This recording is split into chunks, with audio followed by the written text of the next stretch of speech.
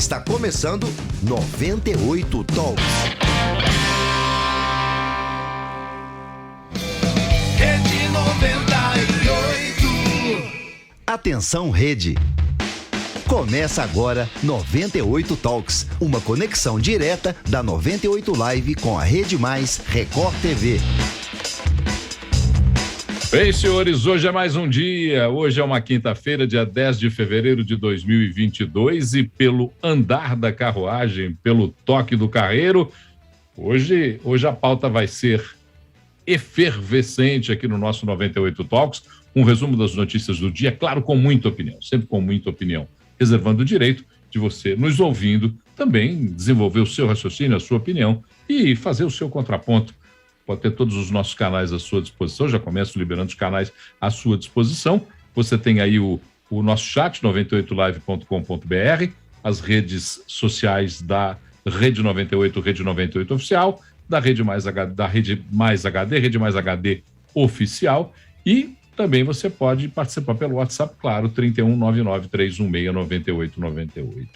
Esse 98 Talks tem um oferecimento da Distribuir Higiene, produtos e soluções inovadoras em limpeza, higiene, desinfecção para a sua empresa. É só você acessar distribuirhigiene.com.br. Na produção do 98 Talks, Vitor Duarte. Acompanhe todas as informações pelo nosso site 98live.com.br, nosso portal de notícia, o nosso portal de opinião. Um grande abraço a você que nos acompanha pela Rede 98, para você que nos acompanha pela Rede Mais HD no interior do estado. Somados, somos mais de 450 municípios que conversamos todos os dias e às noites aqui pelo 98 Talks. Meu amigo Luiz Fernando Rocha, bom dia, boa noite. Bom dia não, sempre é dia, né? Mas boa noite, prazer falar com você. Boa noite, Paulo. Boa noite, Claré. Espero que vocês tenham sentido alguma saudade de mim aí esses dias que eu estive fora. Senti, Luiz. Ontem, por exemplo, eu ausente não pude vê-lo. Mas eu ontem ausente não pude vê-lo, mas você está sempre na minha lembrança, certo? Fique tranquilo. Não estava ontem também não, Paulo. Ontem tiveram que se virar sem mim e sem você. Antônio... Ficou ótimo. Antônio Claré Júnior, boa noite. Boa noite, Paulo Leite. Boa noite, Luiz Fernando Rocha. Estava com saudade de vocês dois. Ontem não estiveram aqui e a gente tentou segurar a onda. Luiz Fernando Rocha já tem um tempo que eu não encontro aqui. Ontem eu acredito que o representei bem, né? E dentro disso tem uma mensagem subliminar. E satisfação, viu, estar aqui com vocês hoje. Hoje eu já vi que vai ser um programa de alto nível. Olha, cuidar da higiene e da desinfecção do seu negócio é essencial. Ninguém vai entrar num hospital, numa clínica, numa indústria, num hotel, se a limpeza lá não estiver em dia. Por isso, conte com quem é especialista, tem produtos e soluções inovadoras, une alta performance e economia. Eu estou falando da Distribuir Higiene, uma indústria que tem distribuição em 7 estados. Entre em contato com eles, distribuirhigiene.com.br. Meus amigos, nós vamos exibir um vídeo agora da prefeita de Contagem, Marília Campos, sobre uma questão levantada do uso da obrigatoriedade do cartão de vacinação das crianças em escolas públicas. Nós vamos ao vídeo e depois eu tenho certeza que teremos um efervescente giro de comentários. Por favor, controle, solte o vídeo. De volta às aulas a partir desse dia 9, então, olha, muitíssimo importante que o seu filho e a sua filha estejam vacinados. A gente tem feito mutirões, colocado super-heróis e agora nós estaremos vacinando a partir de 5 anos. 5, 6, 7, 8, 9, 10, 11. Seu filho sendo vacinado, seu filho está protegido. E olha, nós já vacinamos mais de 20 mil crianças. Queremos vacinar todas, então leve o seu filho. E tem uma novidade agora, nós vamos dar um prazo aí de 30 dias para o papai e para a mamãe entregar o cartão de vacinação na escola. A partir disso, as crianças que não apresentarem o cartão, nós teremos que formar o conselho tutelar. Então, fiquem atentos ao prazo. A partir do dia 9, leve também um cartão de vacinação e mostre na sua escola. Bom, gerou uma polêmica enorme nas redes sociais, alguns dizendo que a prefeita falava especificamente da vacinação da Covid. Outros não, entendendo que era o cartão de vacinação tradicional, aquele do Programa Nacional de Imunização. Eu sei qual é a opinião do Claré a respeito disso. Já conversamos, inclusive, antes do programa. Mas eu queria que você dissesse aqui agora para todos nós. Você percebeu o que quis dizer a prefeita? Tem alguma dúvida com relação ao que disse Marília, Claré? Nesse ponto, peço aqui licença, Paulo, para dizer que, antes de falar minha opinião, a opinião do Claré, aqui do palpiteiro da 98 Talks, eu quero falar como advogado, tá? E lembrando que a advocacia, ela não é 1 mais 1 não é igual a 2. Existem opiniões diferentes e nem por isso um advogado está certo e outro errado. Quer a maior prova disso? A grande maioria das decisões do STF são por 6-5, né? Então, um não é melhor do que o outro. Bem, dito isso, vamos aos fatos. Nós temos o Plano Nacional de Imunização, e esse Plano Nacional de Imunização é quem traz as vacinas obrigatórias. Se tem uma vacina ali no PNI, no Plano Nacional de Imunização, ela é obrigatória. Ocorre que a vacina para Covid infantil, né? Covid infantil não, a vacina infantil para Covid, a vacina para crianças, não está no PNI. Logo, ela não é obrigatória, ela está num Plano Nacional de Operacionalização, algo separado em paralelo. Então, muitos advogados, eu li vários artigos, muitos advogados e até entrevistas alegam que, segundo o ECA, Estatuto da Criança e Adolescente, seu artigo 14, parágrafo 1º, diria que se uma autoridade sanitária do Brasil recomenda uma vacina, ela é obrigatória. Só que eles estão esquecendo que existem outras leis no Brasil. Aliás, nós temos leis até demais. E uma delas, de 1975, da imunização, é bem clara ao dizer que tem que estar no PNI, Plano Nacional de Imunização. A vacina da Covid não está no PNI. Obviamente, ela não é obrigatória. Sobre isso, gente, não tem muito o que discutir. Agora eu vou falar a minha opinião. Vendo o vídeo da prefeita de Contagem, Marília, né? Prefeita Marília Campos. Marília Campos, qual que é meu sentimento, tá? É uma opinião, gente, é o que eu acho, eu não posso afirmar. Eu entendi que ela começou falando sobre as campanhas de vacinação do Covid, a importância da conscientização, a importância de você vacinar seu filho. Entendo que do nada ela mudou o assunto, tá? Do nada ela começou a falar que os pais e as mães vão ter que apresentar o cartão de vacina e quem não tiver com o cartão de vacina completo será encaminhado, os nomes serão encaminhados ao Conselho Tutelar. Ela não falou ilegalidade nenhuma. De fato, uma escola ali que recebe o cartão de vacina, e hoje você já tem que apresentar o cartão de vacina, diferente do que muitos acham, a matrícula não é requisito para matrícula a apresentação do cartão de vacina, é apenas uma obrigatoriedade, porque se a escola identificar que não está completo, a escola manda para o Conselho Tutelar. Então, o que ela falou, é o que já se faz. Nós veremos o cartão de vacina, porque agora está voltando a aula. Se não tiver completo, mandaremos para o Conselho Tutelar. Só que eu entendo que ela confunde o pai. Porque como ela começou falando de Covid e parte para o cartão de vacina, que é relativo a vacinas cujas vacinas obrigatórias, ou seja, inscritas, delimitadas no PNI, que não é o caso do Covid. Então, quando ela está falando de Covid, da conscientização, da campanha, e do nada ela muda para o cartão de vacina e de Conselho Tutelar, entendo eu que ela induz o pai a erro. Essa é a minha opinião. A minha opinião é que ela induziu ali o pai a pensar tal. Pode ser que não. Pode ser que ela vai se questionar, ela vai dizer, gente, não tem nada a ver, eu estava falando aqui da campanha e tal, e me veio à cabeça sobre o cartão. Mas me parece que induz o pai a erro. Posso estar totalmente enganado. É minha opinião de quem assistiu o vídeo e ficou, gente, por que ela está falando de Covid e do nada ela fala de cartão de vacina e de Conselho Tutelar? Essa é minha opinião. Eu acho que ela quis, talvez, misturando dois assuntos, trazer um ar de obrigatoriedade, uma preocupação, pelo menos, para os pais vacinarem. Posso estar totalmente errado, né? O benefício da dúvida é dela. Luiz Fernando, o que te pareceu a fala da prefeita Marília Campos? Paulo, Claré, o pessoal que nos acompanha de casa, que aliás eu esqueci de dar o boa noite, eu acho que a Marília tentou mostrar realmente essa preocupação que o Claré muito bem descreveu aí, e acho que ela falou de Covid, sim.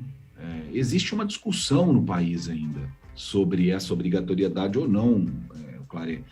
apesar de que você entende, foi muito claro no seu comentário, de que na sua avaliação como advogado não existe essa obrigação, mas, por exemplo, no começo do ano, o Conselho Nacional de Procuradores Gerais de Justiça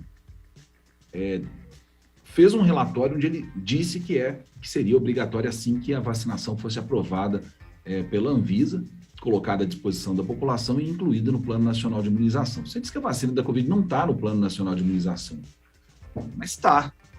As informações que foram prestadas, inclusive pela própria Anvisa, são diferentes. Diz que essa vacina está no Plano Nacional de Imunização. Agora, ela está de forma emergencial, não como de forma obrigatória. Talvez essa seja a confusão nessa linha de raciocínio, e aí eu acho que até você pode esclarecer melhor se realmente é isso. A vacina foi incluída no PNI como uma vacina emergencial. Talvez ela não possa ser exigida como obrigatória enquanto ela não se tornar uma vacina do calendário. Acho que foi isso que você quis dizer, ou eu estou entendendo errado? Claro. Bom, o Ministério da Saúde, ele é bem claro, né, e ele deixa de forma expressa que a vacina não é obrigatória. Mesmo que a gente considerasse o ECA, né, quando fala em autoridade sanitária, recomendar, mesmo aí, se a gente considerasse esse ponto, lembrando que a Anvisa não é autoridade sanitária, segundo o STF, é o Ministério da Saúde, né, pelo menos para esse fim da lei do ECA, mesmo assim, o Ministério da Saúde deixa bem claro, não é obrigatório. Isso está a todo momento inscrito, né? Quero aproveitar e mandar um abraço aqui para o João Lucas, que está nos acompanhando, um grande amigo meu aqui, que está sempre lá em Contagem, uma vez que o assunto é Contagem, né? Mandar um forte abraço aqui para o João Lucas, que já está aqui, manda mensagem aqui, dando as opiniões. Esse é um tema polêmico, que eu queria repetir o que eu falei aqui, viu, Luiz Fernando? Quando eu falei de advogado, do STF, 1 mais 1 não é 2, gente. Se vocês jogarem no Google e verem artigos jurídicos, tem uma série de advogados, juízes, e até o Ministério Público de São Paulo, entendendo que é obrigatório sim. Não é meu entendimento, não é o entendimento de uma série de advogados. Agora, no jurídico é assim, você tem entendimentos, você não tem o certo e errado, você tem análises. A minha análise pode estar um pouco viciada por eu ser liberal e por eu ser contra o autoritarismo estatal? Pode, tem que assumir isso. Muito bom, foi legal você ter dito isso, porque eu acho que deixa claro que existe realmente outra corrente que pensa de uma maneira diferente. Essa nota técnica que eu me referi aqui, do Conselho Nacional de Procuradores Gerais de Justiça, gente, eu não estou dizendo que eu concordo, que eu não concordo com ela, não. Eu não tenho, infelizmente ou felizmente, cabedal técnico para fazer essa avaliação de forma técnica. Eu já disse isso milhares de vezes aqui. Eu sou a favor da vacinação infantil e nós levamos a nossa filha de 8 anos assim que teve à disposição dela para que ela fosse vacinada. Eu fiz questão que ela fosse vacinada porque eu acredito nessa vacina e acredito realmente que é melhor ela ter a vacina, mesmo com risco de algum efeito colateral que não houve, ela não teve efeito colateral absolutamente nenhum, até eu tive mais que ela. Mesmo com esse risco, eu acredito, é a minha opinião, que a gente tem que tentar realmente preservar as nossas crianças de passarem pelo que eu passei ano passado, em maio do ano passado. E realmente foi para ela, inclusive, foi muito bom, porque ela cresce num ambiente em que a gente tem essa forma de ver as coisas. Então, eu não estou dizendo que a nota técnica está certa ou errada, não, porque eu não tenho condição técnica de dizer isso. Mas é uma nota assinada pelo Conselho Nacional dos Procuradores Gerais de Justiça que diz que a vacina passou a ser obrigatória, segundo o que prega o Estatuto da Criança e do Adolescente, a partir do momento em que ela foi incluída pela Agência Nacional de Vigilância Sanitária, Anvisa, foi liberada pela Agência Nacional de Vigilância Sanitária. E diz que o não descumprimento da exigência fere o Estatuto da Criança e do Adolescente, a vacina é um direito da criança. Só que o Claré disse uma coisa importantíssima, que eu acho que é o foco desse debate, Paulo e Claré. O Estatuto da Criança e do Adolescente, no seu artigo 14, diz no parágrafo 1º que é obrigatória a vacinação das crianças nos casos recomendados pelas autoridades sanitárias. E ele não diz quem são essas autoridades sanitárias. Você entende que ele diz que é o SUS, que é o Ministério da Saúde, Claré? É isso que eu queria entender. Mas ele não fala que Aí não fui eu, é o próprio STF. Por quê? Existe uma lei, que agora eu até busquei ela aqui para ficar mais claro, a lei 6259, de 1975. Olha o que diz o artigo 3º dela.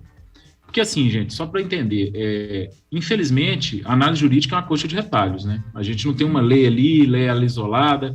Então, o ECA fala da autoridade sanitária, é verdade, mas o próprio STF não entende que a Anvisa é essa autoridade sanitária, e sim o Ministério da Saúde. Eu vou ler por que ele entende isso, porque tem uma lei que é a 6259/75, que traz no artigo 3º bem claramente. Cabe ao Ministério da Saúde a elaboração do Programa Nacional de Imunizações, que é o PNI, que definirá as vacinações, inclusive as de caráter obrigatório. Então, esse artigo 3º dessa lei, para mim, deixa bem claro que quem dá as ordens por aqui, no que diz respeito à obrigatoriedade de vacina, é o Ministério da Saúde, a não ser que apaguem essa lei da história e ela está aí, vigente.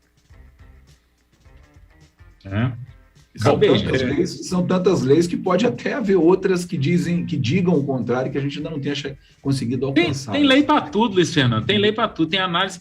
Os 11 do STF estão lá e uma hora eles acham que dá prisão em segunda instância, outra hora acham que não dá, as coisas vão mudando, né?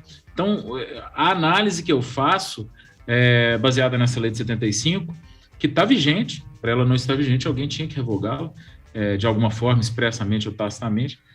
O meu entendimento, e aí, de novo, eu tenho que ser muito honesto, talvez viciado por ser liberal e contra o autoritarismo, é o de que não há obrigatoriedade. Mas nós temos juízes entendendo que é obrigatório, o Ministério Público de São Paulo entende que é obrigatório. Então, é um debate jurídico, né? É um debate absolutamente jurídico e tem para os dois lados. Bom, eu queria completar primeiro com uma nota que chega da Prefeitura de Contagem. Conforme nota, abre aspas para a nota. Conforme a portaria conjunta SEDUC-FUNEC, número 7, de 8 de fevereiro de 2022, deverá ser apresentado às unidades de ensino em que crianças e estudantes estão matriculados o cartão de vacina informando as doses de vacina contra a Covid-19 dentro do prazo de 30 dias. A vacinação de crianças e estudantes não é obrigatória. E mesmo nos casos de não vacinados, aí referindo-se à Covid, está garantida a matrícula e a frequência nas unidades do ensino de Contagem. Caso o cartão de vacina não seja apresentado no prazo estabelecido, a situação será comunicada ao Conselho Tutelar. Eu achei de uma dubiedade incrível a nota da Prefeitura de Contagem. Eu vou falar já sobre a nota, mas eu quero falar um pouco sobre a fala da prefeita Marília Campos. Eu não acho que ela tenha dito que alhos se confundem com bugalhos. Não acho que ela tenha abordado o tema da Covid e depois, propositadamente, juntado o tema do cartão da vacina obrigatório para a matrícula. Acho que ela foi inábil na fala, de uma inabilidade incrível, de uma enorme inabilidade, e mais uma vez coloca lenha em uma fogueira que deveria ser científica, técnica, de entendimento pleno, transformando-se num entendimento ideológico. Essas questões da vacinação, do tratamento da Covid, da forma como foi abordada a Covid desde o início no Brasil, elas foram politizadas em excesso. E isso nos dá, de acordo com a Fiocruz, são dados da Fiocruz, que é uma entidade do governo federal. De acordo com dados da Fiocruz, proporcionalmente, o Brasil foi o país com o maior número de mortes causadas pela Covid-19. Por quê? Porque houve essa confusão ideológica. Ninguém se entendia, virou uma Babel. Não houve uma condução técnica, não houve uma condução jurídica, científica, numa questão que deveria ser tratada única e exclusivamente dessa forma. Quando eu digo, por exemplo, Luiz Fernando diz que ele vacinou o filho dele, o meu filho de 6 também é vacinado. Agora, para que eu tivesse o André vacinado, eu procurei um pediatra. O pediatra ou a pediatra do meu filho disse sim, vacine, não há problema. A questão é que nós estamos tendo uma baixa adesão e a Secretaria de Estado de Saúde, através do seu secretário, pelo seu secretário, não dá para ser através dele, senão teria que entrar no meio do secretário, pelo seu secretário, disse que, 2 pontos, a vacinação infantil em Minas Gerais não é adequada aos padrões estabelecidos em número de vacinados por conta de falsas notícias que circularam a respeito da vacina para crianças. Então, as fake news, a posição do próprio presidente da República. Ora, amigos, me desculpem, nada contra o presidente da República emitir sua opinião, mas a opinião dele não deve ser levada a sério quando o caso é vacina. Paulo, sem te interromper, só pedindo para você repetir um dado que me preocupou um pouco. Eu não sei se eu entendi errado ou se as pessoas estão divulgando aí dados tendenciosos, talvez por política. E você falou a fonte da Fiocruz, né? O Brasil, eu queria que você repetisse a questão do Brasil proporcionalmente no mundo. Você falou algo sobre essa nota foi divulgada pela Fiocruz. Eu até procurei ela aqui. Ela está hoje nós até abordamos ela no Central. Eu vou achar para dar a íntegra da nota com os números. Mas só me fala o conteúdo. Proporcionalmente, o Brasil foi o país que, em número de contaminados, teve o maior número de mortes. Entendi. Entendeu? Em relação a contaminados. Em relação a contaminados. Porque proporcionalmente por mortes, o Brasil ele é o 13º, né? Por proporção morte por milhão de habitantes, que eu acho que é um número, o número mais seguro, porque a gente nem sabe, né? Contaminado. Às vezes tem gente que está contaminado que a gente não sabe. Você passa batido, dá uma tossinha, não está sabendo, ainda mais com o Ômicron. Mas no dia 7 de fevereiro de 2022, considerando países morte por milhão de habitantes, o Brasil é 13º, e os 3 primeiros são Peru, Bulgária e Bósnia. Vamos lá, eu consegui resgatar aqui a nota da Fiocruz. Se Vossa Excelência me permite, eu vou aqui gastar um tempinho para procurá-la e aproveito para falar um pouquinho sobre a dubiedade da nota da Prefeitura de Contagem. Porque a nota é dúbia, ela diz, olha, terá que se apresentar o cartão de vacinação da Covid no prazo de 90 dias, ou 60 dias. Agora, mais uma vez, eu estou aqui com arquivos duplos abertos, mas vamos lá. No prazo de 30 dias, dentro do prazo de 30 dias. E ao final diz assim, caso o cartão de vacinação não seja apresentado, a situação será comunicada ao Conselho Tutelar, dizendo que, antes na nota, as crianças não vacinadas têm garantia de matrícula. É dubiedade. Está traçado um caminho de desentendimento. Por isso que eu acho que o ato de redigir uma nota é uma coisa muito séria. Nós vimos aqui a Prefeitura de Belo Horizonte se complicando com a emissão de notas. Vemos vez por outra, o próprio governo federal, o governo do estado também já o fez, complica-se na edição de uma nota, na elaboração de uma nota. Uma nota ela tem que ter o mínimo possível de informações e objetivas, para que se interprete a primeira leitura, para que não se faça, por exemplo, como nessa nota de Contagem, uma análise que leva a dúvidas. Mas vamos lá. A mortalidade por Covid-19 no Brasil equivale a 4 vezes a média mundial por milhão de habitantes. Nota da Fiocruz. 2.932 mortes no Brasil, contra uma média mundial de 720 mortes. Ô, Paulo, agora ficou claro, estamos na mesma página, né? Você está fazendo aí sem falar número muito rápido, 2.900 mortes por milhão de habitantes. Agora veja como que às vezes a imprensa, que é quem está divulgando isso aí, quer ser tendenciosa. 4 vezes maior do que a média. Média é um dado perigoso. Eu estou aqui com um dado puro. Brasil 13º, né? Quando você fala que é 4 vezes maior que a média, parece que o Brasil é o inferno, está todo mundo morrendo. Não, mas esse é o relatório da Fiocruz, claro, esse é o texto do relatório da Fiocruz. Então, da forma como a Fiocruz colocou no texto, então, eu não li o texto da Fiocruz, mas se ela fez essa conclusão, ela foi extremamente tendenciosa ao dizer o Brasil tem 4 vezes mais mortes proporcionais por Covid do que a média. Pois eu completaria, está em 13º lugar, tem 12 países piores que o Brasil. Isso não é nenhuma vantagem, mas espera aí, o dado é totalmente diferente do que é colocado pelo relatório da Fiocruz. É de ficar preocupado? Mas nós estamos longe de ser, só para concluir, nós estamos longe de ser o país que mais sofreu com mortes na Covid. É muito, né? Eu acho 13º. É só para ter uma ideia aqui do resto do relatório. Também texto do Boletim do Observatório Covid-19 da Fiocruz, que foi divulgado ontem. O país teve 6,7% dos registros de doença no planeta, mas concentrou 11% das mortes. Ponto. É o que diz o relatório da Fiocruz. Eu queria, antes do Luiz Fernando falar, só queria contribuir com 3 dados. No mundo, a média, vamos falar aqui, mortes por milhão, é de mais ou menos 700, tá? Média. No Brasil, 2.900. 732 mortes. Isso. No Brasil, 2.900.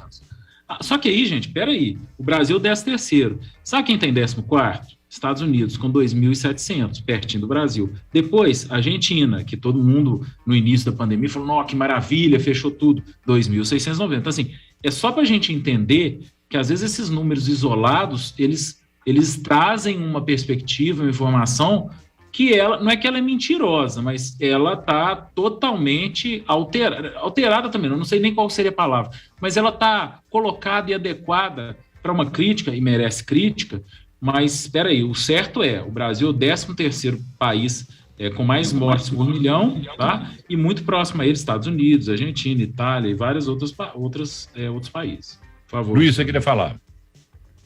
O que eu queria dizer é o seguinte, vocês até me desculpem, eu vou usar de muita franqueza aqui, mas eu acho que essa discussão é absolutamente inútil, se o Brasil é um dos maiores, menores, com mais ou menos mortes, porque é aquela história de sempre, né, gente? Cada morte vai doer na família que perdeu um ente ou mais entes queridos ou não para essa doença. O que eu acho o que me assusta é ver dentro do governo federal, que tem que ser responsável pelo estabelecimento dessa política nacional de imunização, seja ela por meio do Ministério da Saúde, seja ela por meio de uma autarquia, que é o caso da Anvisa, e que eu também concordo, Claré, que não deveria ser responsável, ser considerada autoridade sanitária, é um órgão que determina se a vacina pode ou não ser usada, é um órgão responsável pela vigilância sanitária no país, é um órgão técnico que tem que se reportar ao Ministério da Saúde, e essa responsabilidade de determinar se a vacina vai ou não estar dentro do PNI tem que ser do Ministério da Saúde. Sabe por quê?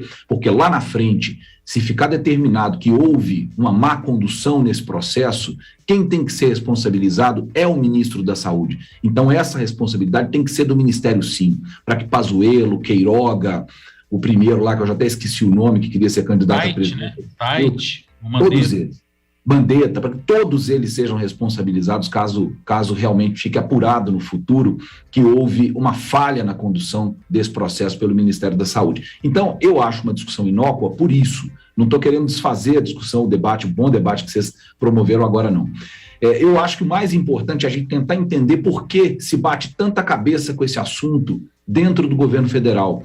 Por que o governo tentou, por exemplo, fazer com que fosse obrigatória a prescrição da vacina para que as crianças tivessem acesso a ela? Primeiro houve essa tentativa que foi derrubada. Em dezembro do ano passado, eu tenho uma nota aqui do Ministério da Saúde que fala que a recomendação do Ministério da Saúde é pela inclusão das crianças de 5 a 11 anos no Plano Nacional de Operacionalização da Vacinação contra a Covid-19, o PNO, que não é o PNI, conforme posicionamento oficial da pasta declarado em consulta pública no dia 23 de dezembro e reforçado pelo ministro da Saúde em manifestações públicas. Isso é uma nota assinada pelo Ministério da Saúde em 27 de dezembro. Então, por que o Ministério diz uma coisa, o presidente diz outra, a Anvisa diz outra, a Fiocruz diz outra? Eu acho que essa é a grande derrota que o Brasil teve nessa pandemia até agora. A falta de uma unidade de discurso, a falta de uma política mais inteligente, mais clara, que não confundisse o povo, que não fizesse a gente escutar o que uma prefeita bem intencionada fala, que eu imagino que ela esteja bem intencionada, não consigo ver má intenção naquilo, com todo respeito, toda sinceridade a opiniões diferentes, né? Mas eu acho que ela foi bem intencionada, a gente enxergar aquilo, tem que ficar discutindo se ela se confundiu ou não, porque não tem clareza em nenhuma instância, né? Então, como vai ter clareza dentro da casa das pessoas? De repente, pais e mães por aí viram especialistas em vacinas, contestando notas técnicas, científicas, falando, eu vi isso numa deputada, e que um monte de pai e mãe reproduz por aí, mas as vacinas demoram no mínimo 10 anos para serem... Quem falou? Quando você questionou se a vacina para pólio demorou 10 anos, 15, 20, 100, eu nunca vi isso. Eu não tenho noção de quanto tempo demorou para ser feita. E eu apliquei a vacina da pólio dos meus 3 filhos. Eu tenho certeza que todo mundo que está me ouvindo aqui também foi lá levar para tomar as gotinhas, porque foi um grande sucesso no Brasil que reduziu drasticamente o problema de paralisia infantil para crianças recém-nascidas, que era muito comum na década de 70. Então, se a gente não questiona, e nunca foi treinado para fazer essa pergunta, gente, por que agora ela é tão relevante? É isso que me assusta, sabe? Eu acho que é isso que a gente tem que tentar discutir no nosso dia a dia, entender por que tem tanta seta contrária num órgão, num governo, né, federal, ou seja, nos estaduais também, nos municipais, que deveriam estar zelando para a nossa sanidade mental, não só a sanidade física, não. E parece que é o contrário. Isso me assusta demais. Isso que você falou, Luciano, e eu concordo com você nesse ponto, eu sempre falo, né, a gente tem um poder executivo, legislativo, judiciário. O judiciário, ele tem que ser isento e ele tem que aguardar ser para ele movimentar, né? Ele tem que aguardar para alguém questioná-lo, enfim, fazer a demanda. O legislativo é lugar de ter ideologia, né? Porque ali está a representatividade. Executivo não é lugar de ideologia. E a resposta que eu tenho para isso, para essa sua pergunta, dessa dificuldade, pedir prescrição, a única resposta é que eles estão cheios de ideologia ali. Essa é a minha única resposta para esses erros do governo federal. Eu não sei porquê, eu não sei se é já pensando em outros cargos legislativos, porque, vamos cá entre nós, a família Bolsonaro está reeleita para o resto da vida. Quem tiver o sobrenome Bolsonaro está reeleito, estou falando de eleições proporcionais, estão reeleitos para o resto da vida e você sabe disso. Eu não sei se tem a ver com isso, eu sei que é muito triste a gente... Você pode ter sua ideologia, olha, eu quero menos Estado, eu acredito num Estado mais social, é lógico, você pode ter sua ideologia no Executivo, isso é importante, mas muito mais importante que isso é ser eficiente no Executivo e respeitar o Legislativo, né, que tem ali toda a representatividade. Ao agir dessa forma, pedindo prescrição, gente, pelo amor de Deus, né? Já que acredita na liberdade, disponibilize as vacinas. Quem quiser, toma. Não precisa, o pai leva e pronto. Efetivamente, pedir prescrição é um negócio estranho, que me parece apenas mais uma mostra para o seu eleitorado, olha, nós somos ideológicos. É a única explicação que eu tenho. Olha, a vacina inativa contra a poliomielite foi desenvolvida por Jonas Salk em 4 anos e entrou em uso em 1955. 6 anos depois, Albert Sabin dá o uso comercial da vacina em gotas. Foi desenvolvida, então, a vacina oral contra a poliomielite. Quer dizer, 10 anos uma vacina, isso é uma bobagem. Isso é uma quem diria isso? E quem saberia dizer isso, se não pesquisasse agora, por exemplo? E com um detalhe importantíssimo. Na oportunidade da produção por Albert Sabin e John Salk, a disponibilidade de tecnologias para a fabricação de fármacos, de vacinas, era incipiente perto da que nós temos hoje. Então, hoje nós temos uma tecnologia para a produção de vacinas muito ágil, ampla, todo mundo sabe disso. Veja, por exemplo, os casos das vacinas de uso animal. Surge um caso de uma doença no uso animal, em um ano e meio, já tem disponibilizado vacinas modernas.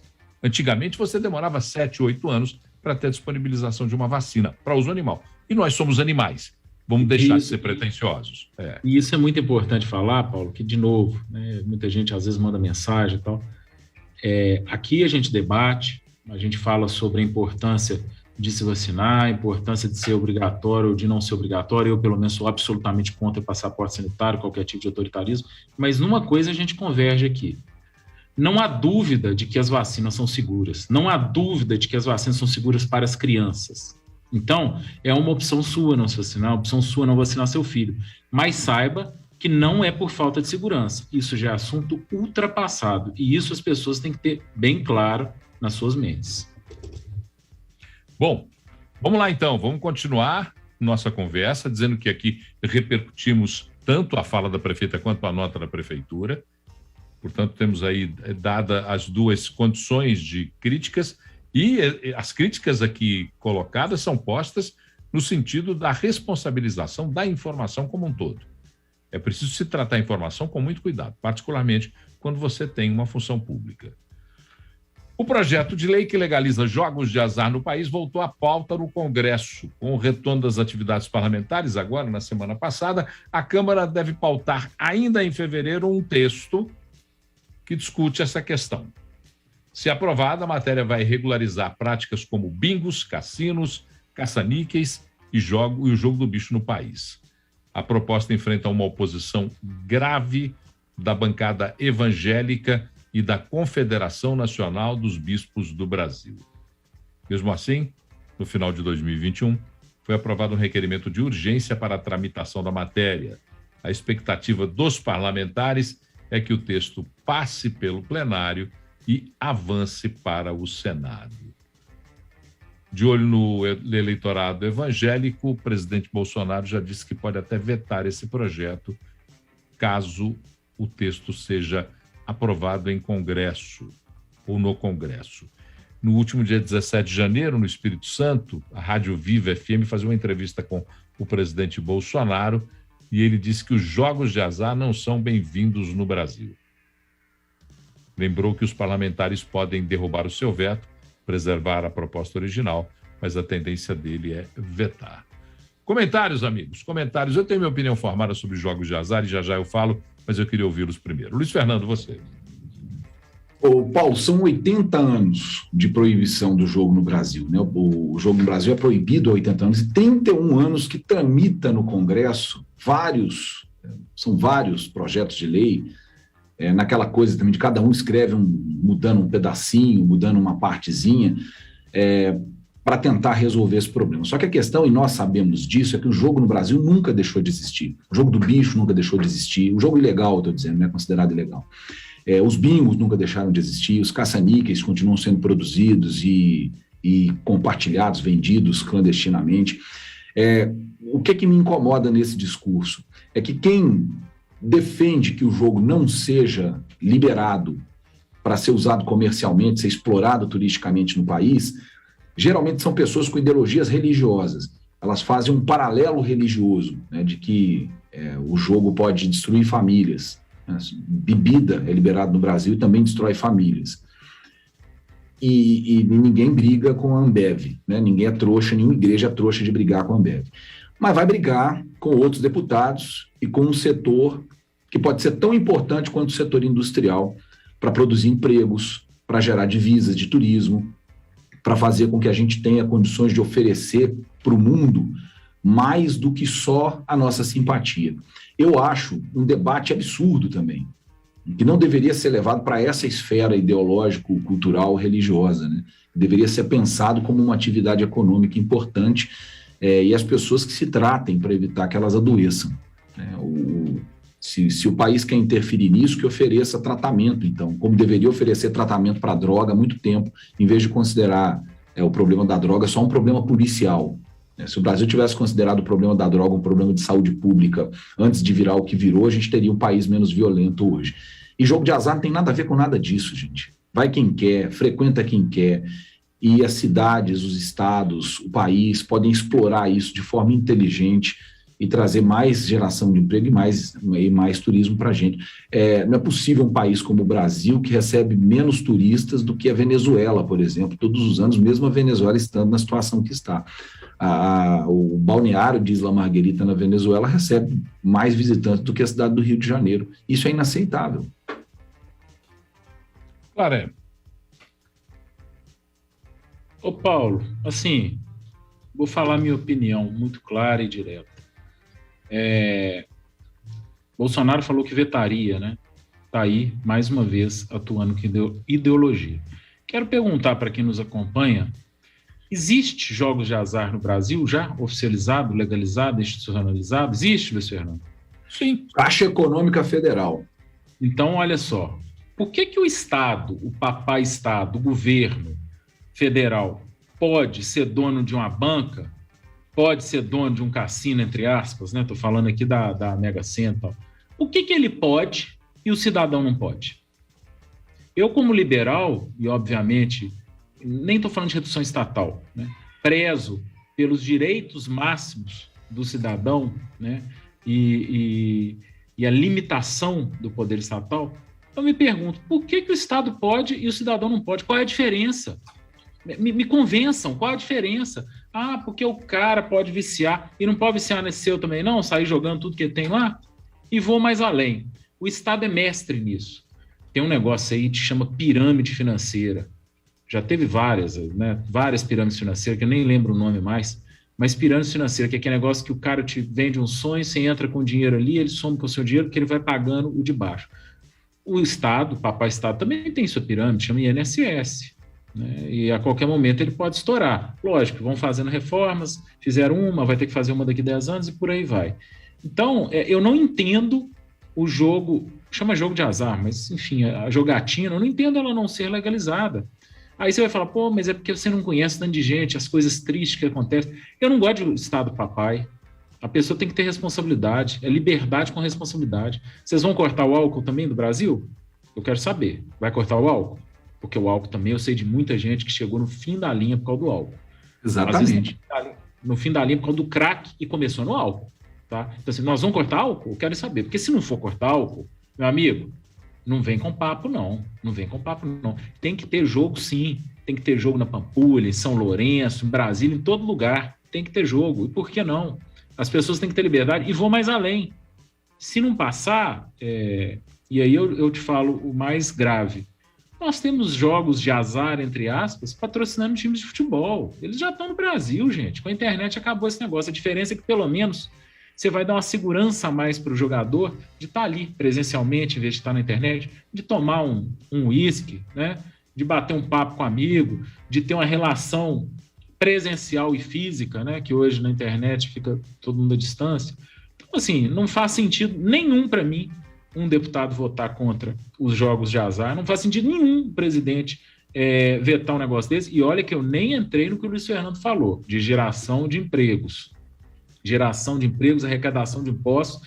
Ué, não está faltando dinheiro aí para auxílio? Olha aí, olha que fonte legal para você arrumar auxílio. Eu não lembro dos números agora, mas eu postei há algumas semanas ou meses um ponto lá de que só com a arrecadação de impostos mínimos sobre jogos de azar no Brasil, você já conseguiria cobrir grande parte o aumento do auxílio, que seria de 400 para 600 reais. São valores de bilhões. Então, assim, eu só vejo benefícios. Não vejo qualquer ponto negativo na liberação de jogos de azar no Brasil. O único ponto negativo que eu vejo que as pessoas falam é o cara pode não se controlar. Ô, gente, você não se controla até com comida, você vira um gordo mórbido e morre. Então, assim, não faz o menor sentido essa alegação. Tomara que passe, tomara que tenhamos mais empregos, tomara que tenhamos essa qualidade de vida para quem quer jogar, tá? Tomara que isso gere mais arrecadação de imposto que vai ser usado socialmente.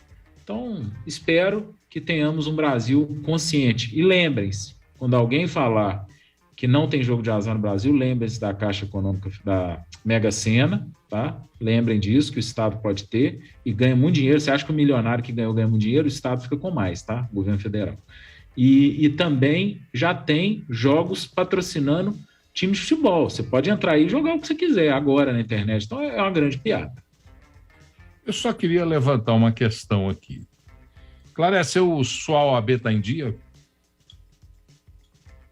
Ô, Paulo, tá em dia. Por quê?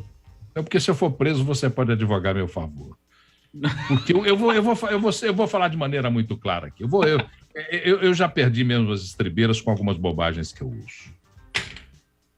O que é pior, liberar um jogo, supostamente um jogo de azar, ou arrecadar dízimo? Isso vale para a Igreja Católica, isso vale para a Igreja Evangélica, arrecadar dízimo dos fiéis incautos e não declarar o dinheiro que recebe.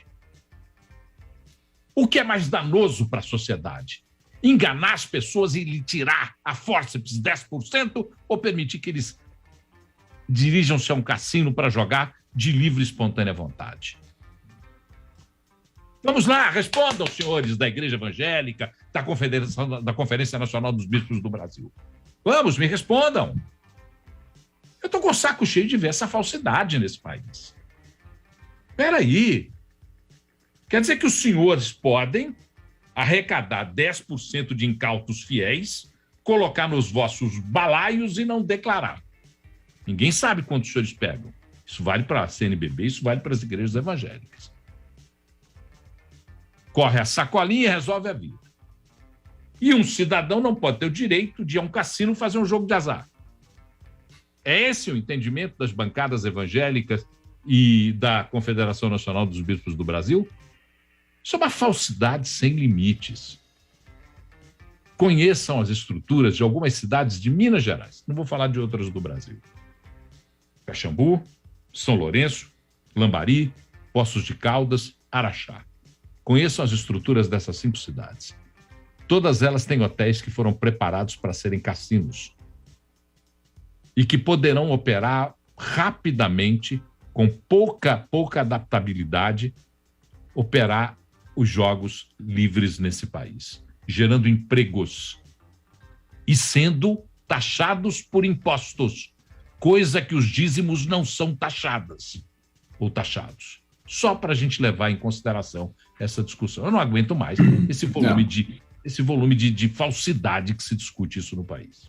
Gente, só para vocês terem uma noção, o primeiro cassino em Las Vegas, nos Estados Unidos, eu detesto comparar as coisas daqui com os Estados Unidos, porque nós não somos Estados Unidos. Não temos as leis deles, não temos a Constituição deles, mas enfim.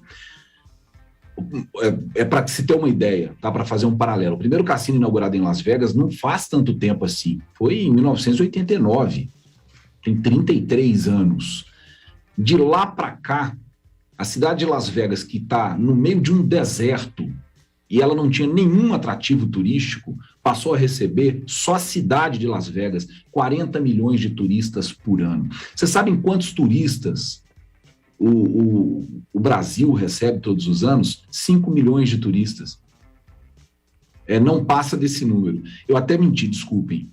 O número de turistas internacionais no Brasil é 5 milhões de turistas, porque aí tem os turistas internos que fazem essa viagem. O Brasil teve um boom em 2018, com pouco mais de 6 milhões e meio de turistas, mas até a Copa do Mundo e a Olimpíada, que se achava que traria um boom de turismo no Brasil, não conseguiu trazer. Então, a gente poderia estar faturando muito mais. Nós estamos falando de um país com mais de 7.500 quilômetros quadrados de território, e que poderia faturar muito mais. Uma outra noção econômica para vocês que nos acompanham aí. A cidade de Macau, que é considerada Las Vegas do Oriente, a cidade de Macau tem 50,3% do seu PIB gerado exclusivamente pelo turismo de cassinos. Mais de metade do PIB de Macau é gerado pelo PIB dos cassinos. Cancún chega a quase isso, é pouco menos de 47%. Marrakech, 30%, e Las Vegas quase 30% também. Aí vem outras cidades. O Brasil não está nem entre os 30 destinos mais procurados por turistas do mundo. E todas as 5 cidades que lideram esse ranking, exceto Paris, então 4 das 5 cidades são cidades que têm cassinos. Enfim, não tem muito o que discutir. Não tem muito o que discutir. Se a gente quer fazer o país crescer e ter alguma prosperidade econômica, algumas coisas precisam realmente ser retiradas, né, da frente da discussão. A principal delas é a ideologia, a segunda é a hipocrisia. A ideologia, lembrando que o Claré falou, e bem colocado por sinal. Só um comentário, Paulo.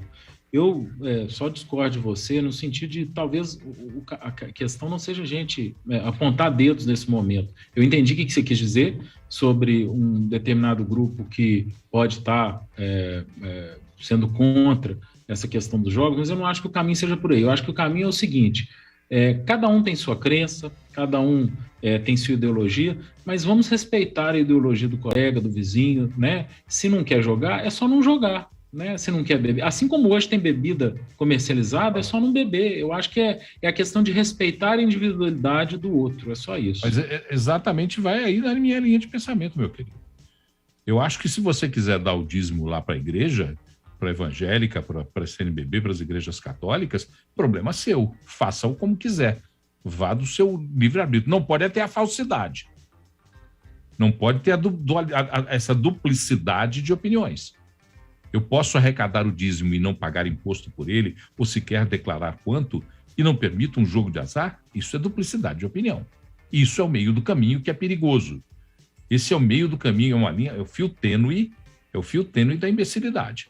Essa é uma discussão longa, que até não me diz tanto respeito, uma vez que eu sou até católico, mas essa imunidade tributária está prevista na Constituição, né? Fica uma situação muito complicada a gente também colocar a discussão da imunidade tributária nisso, uma vez que ela é constitucional. Mas, sem sombra de dúvidas, as pessoas que têm a crença ou orientação que não acreditam em jogos, é só não jogar, igual já não bebem. Eu acho que a questão é bem tranquila, é bem simples, é respeitar o colega do lado, só isso. e bola para frente. Isso aí.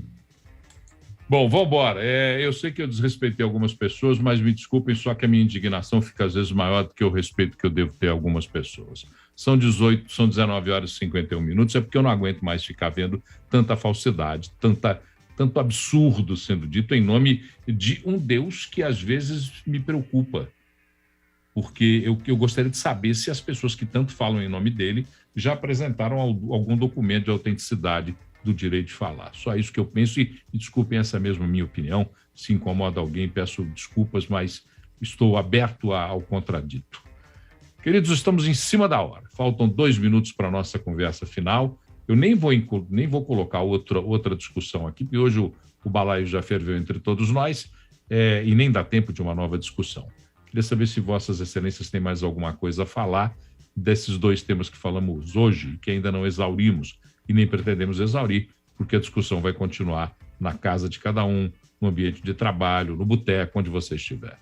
Em 30 segundos, antes de passar para o Luiz Fernando, os 2 temas, obrigatoriedade de vacina para crianças e jogos de azar, para mim caem na mesma questão. Respeite o colega, respeite o direito individual, não queira ser autoritário e obrigar ninguém a nada, nem a ser vacinado e muito menos a impedir de fazer o seu jogo. Paulo, você citou aí algumas cidades que eu gosto demais, umas eu conheço melhor, outras eu conheço menos, e são cidades que mereciam sim ter uma possibilidade de fonte de renda maior. Minas Gerais é o melhor estado do país, eu não tenho dúvida nenhuma disso, pode ser ufanista essa minha declaração, se eu não estou nem aí, eu sou mesmo em relação ao meu estado, Minas Gerais, tenho orgulho de ter nascido aqui, de morar aqui, da gente acolher tão bem quem não nasceu e mora aqui, da gente gostar de quem não mora aqui, enfim, o mineiro é bom.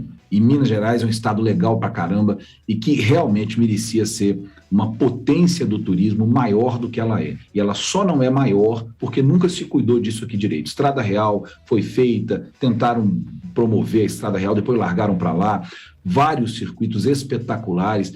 Aí você vê aí uns respiros para ensinar o pessoal desses municípios a lidar com a força que é o turismo, mas nunca passa da parte pré, nunca chega na parte profissional. Então a gente tem que profissionalizar o turismo sim, porque eu não enxergo outra atividade com mais condições de salvar e melhorar a economia desse país. A previsão para esse ano, 480 mil empregos gerados no turismo, que a gente chegue nos níveis pré-pandemia em setembro e a gente tem que ter opções e essa é só uma delas que a gente discutiu aqui. Boa discussão, por sinal. Gente, obrigado, até amanhã para vocês. Até amanhã, amigos. Até amanhã, Clareia. Até amanhã, Luiz Fernando. Até amanhã, você que nos acompanhou pela Rede 98 e pela Rede Mais HD. Na Rede 98, você fica agora com o Arena, na Rede Mais HD com o Jornal da Record. O 98 Talks foi ao ar num oferecimento de Distribuir Higiene, produtos e soluções inovadoras em limpeza, higiene e desinfecção para sua empresa. Acesse distribuirhigiene.com.br. Boa noite e até amanhã. Termina aqui 98 Talks.